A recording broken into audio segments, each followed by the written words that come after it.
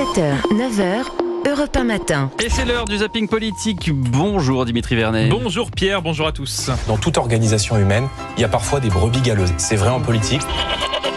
Sur France 2, Jordan Bardella a admis avoir quelques brebis galeuses parmi les candidats RN à ces législatives. Eh bien, on en a trouvé une nouvelle dans la deuxième circonscription de Haute-Savoie, Anis Bouvard. Écoutez, c'était lors d'un débat sur la chaîne locale 8 Mont-Blanc. Il faut diminuer également tous les taxes, les impôts. Lesquels ? Les taxes, tout ce qui ruine les entreprises. Donnez-nous un exemple. Nous, on a baissé les impôts sur les entreprises de 33 à 25%. Oui. De quels impôts, quelles taxes sur les entreprises voulez-vous baisser ? Toutes les taxes qui sont liées à... Donnez-nous un exemple. Aïe, aïe, aïe. On va passer à notre deuxième dossier.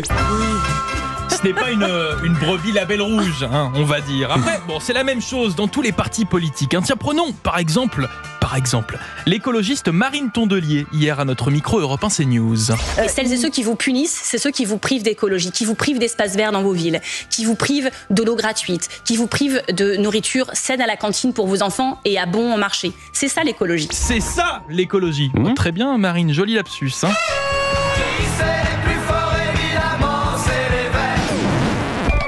Pendant ce temps-là, sur BFM TV, l'eurodéputé Reconquête Sarah Knafo a poussé un petit coup de gueule. De politiciens de droite qui appellent à voter pour des politiciens de gauche, de politiciens de gauche qui appellent à voter pour des politiciens de droite. Donc oui, on a le sentiment en effet que l'élection est en train d'être volée. Ce qu'a concédé, entre autres, l'ancien président de la République et candidat nouveau Front Populaire à ces législatives, François Hollande au micro de France Info. On sait bien qu'il y a un problème démocratique dans notre pays et on l'a encore vu à l'occasion de ces élections. Il va y avoir beaucoup de difficultés à faire comprendre aux Français pourquoi leur vote n'a pas pesé autant qu'il aurait dû. Bien. Rembobinons maintenant l'interview. Écoutons le même François Hollande 2 minutes plus tôt.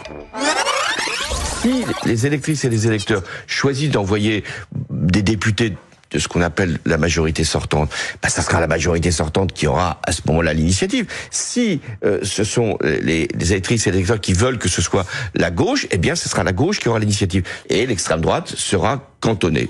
Cantonné, le RN, CQFD, France 3. You can do what we want to do. Allez-y. Une tambouille politique nommée Front Républicain, permettant à Fantomas de continuer toujours d'y croire. Jean-Luc Mélenchon était sur TF1 hier soir. La politique fiction est vraiment une calamité, parce que traiter cette hypothèse, c'est admettre l'idée qu'on a perdu. Mais nous n'avons pas perdu, nous pouvons gagner. Impossible, mais imaginez quand même. Bref, je crois qu'en vérité, les Français se disent tous la même chose.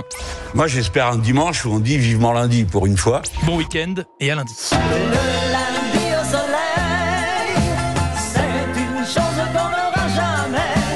Chaque fois c'est pareil, c'est quand on est derrière les carreaux, quand on travaille que le ciel est beau, qu'il doit faire beau sur les routes, le lundi au soleil. Et on est pour l'instant que vendredi. Merci C'est vrai. Dimitri Le week-end Vernet. va être long.